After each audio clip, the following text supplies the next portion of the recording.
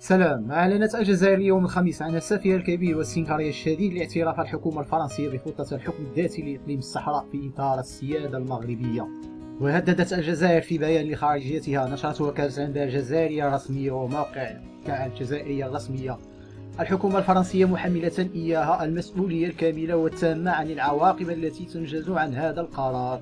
وجاء في البيان أن الحكومة الجزائرية أخذت علما بأسف كبير واستنكار شديد بالقرار غير المنتظر وغير الموفق وغير المجدي الذي اتخذته الحكومة الفرنسية حسب الجزائر.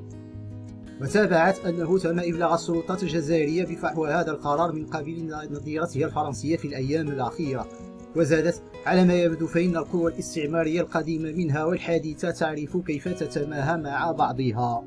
وأنهت بيانها بالإشارة إلى أن الحكومة الجزائرية ستستخلص كافة النتائج والعواقب التي تنتج عن هذا القرار الفرنسي، وتحمل الحكومة الفرنسية وحدها المسؤولية الكاملة والتامة عن ذلك.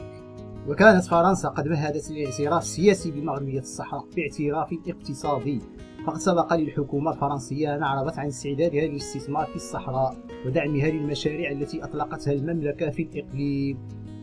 ويمكن اعتبارها ضربة قوية لصالح المغرب، حيث أن الاعتراف الفرنسي بسيادة المغرب على الصحراء يكتسي أهمية بالغة، إذ تعتبر عضوا دائم العضوية في مجلس الأمن، لتنضاف بذلك إلى الولايات المتحدة العضو الدائم الآخر الذي سبق له الاعتراف بمغربية الصحراء في ديسمبر 2020.